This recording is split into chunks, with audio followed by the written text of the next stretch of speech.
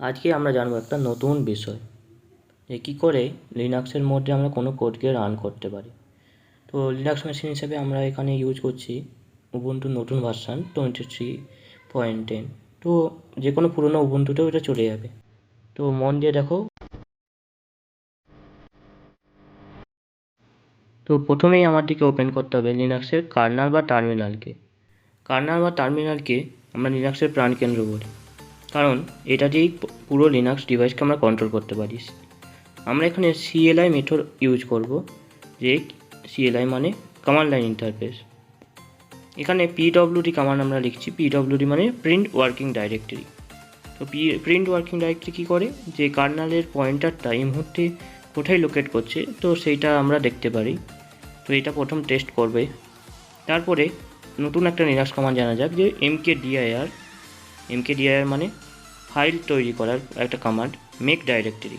তো একটা স্পেস দিতে হবে, তারপর আমরা লিখে দেবো একটা ফোল্ডারের নাম। তো EC2218 এটারই একটা ফোল্ডার নাম ক্রিয়েট হয়ে গেছে। তো হোম ফোল্ডারের মধ্যে ক্রিয়েট হয়েছে, তোমরা দেখতে পাচ্ছ। তো চলো দেখিয়ে দেওয়া যাক।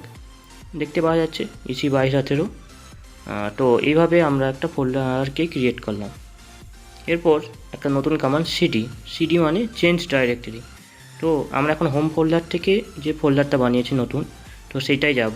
তো এখানে আমরা করবো EC2218 বা তোমাদের যদি কোনো নতুন ফোল্ডার বানানো না থাকে, তো এইভাবেই তোমাদেরকে CD লিখে ফোল্ডারে যেতে হবে। তো নতুন কিছু কি লক্ষ্য করতে পারছো? নতুন একটা নীল করে কোনো একটা লেখা চলে এসেছে। তো আমরা এখন EC2218 নামে এই ফোল্ডারটাতে রয়েছে। তো এবার নতুন কিছু জানা যাক, যে কীভাবে C প্রোগ্রামিংকে রান করব। তো C প্রোগ্রামিং বানানোর জন্য আমাদের একটা নোটপ্যাডের মতোই কোনো একটা টেক্সট এডিটার লাগবে।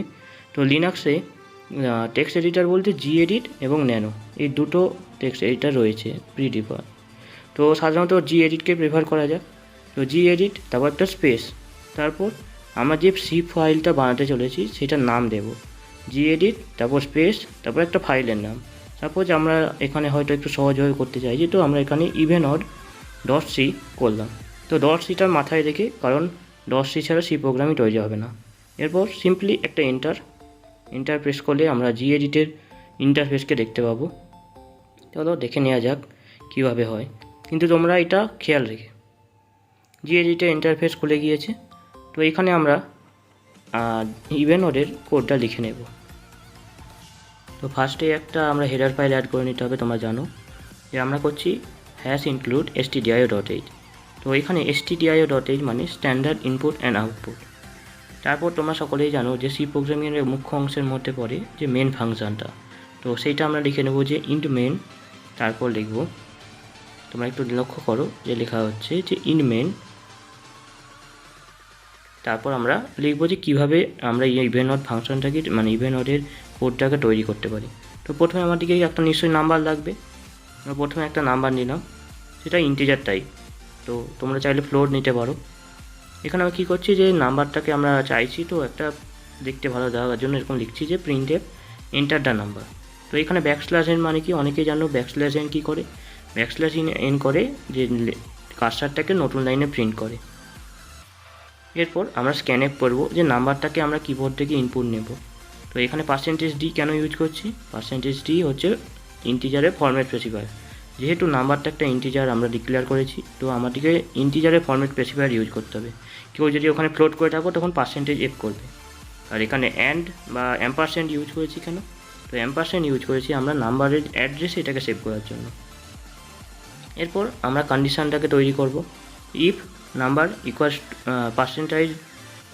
এখানে পার্সেন্টাইজ মানে কি, পার্সেন্টাইজ এখানে মডিউলো অপারেটর। তো মডিউলো 2 মানে মনে করো কোনো একটা যদি 2 দিয়ে বিভাজ্য হয় কোনো সংখ্যা 10, তাহলে সেটা ইভেন হয়, নাহলে অড। তো সেটাই করেছি, যে ইকুয়ালস টু মানে চেক করছে যে 0 সমান কিনা। তো যদি সমান হয় তখন আমরা প্রিন্ট করে দেবো নাম্বারটা ইভেন।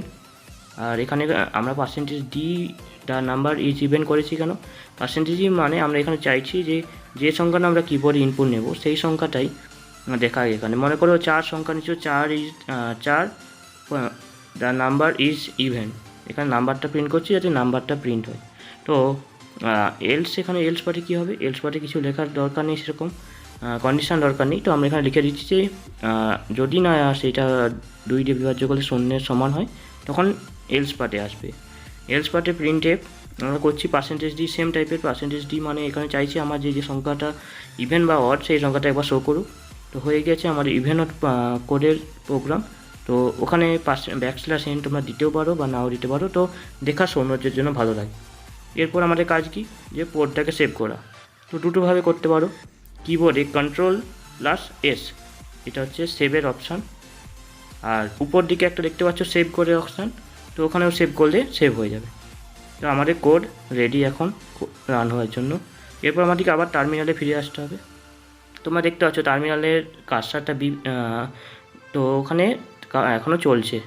তো এখন আমরা ওখানে বেশি হাত দেবো না, উপর দিকে প্লাস আইকন থেকে আমরা নতুন একটা টার্মিনাল ওপেন করব। তো খেয়াল করেছো আমরা নতুন একটা টার্মিনালে এসেছি। তো এখানে আমরা কি করব, এখানে আমরা যে কোডটা লিখেছি সি প্রোগ্রামিং, সেটাকে আমরা কম্পাইল করব। তো কম্পাইলের জন্য আমার কী লাগবে, জিসিসি কম্পাইলার। এরপর কি করব, যে কোডটা লিখেছি সেই কোডটার নাম লিখব evenod.c। মাথায় রাখবে যে আমরা এখানে ফাইলকে কম্পাইল করি, যে ফোল্ডারের নাম আমরা দিয়েছিলাম যেমন EC2217 সেটা আমরা করব না, আমরা একটা ফাইলকেই কম্পাইল করি। তো হয়ে গিয়েছে। কোনো রকম এরর ছাড়া যদি তোমাদের কোনো রকম এরর আসে তো অবশ্যই ওখানে শো করবে। তো সেইগুলোকে সলভ করে আবার Ctrl+S করে আবার ফিরে আসবে। এরপর কী করবো, $a.out লিনাক্স আর ম্যাক ওএসের জন্য কোডকে এক্সিকিউট করার কমান্ড।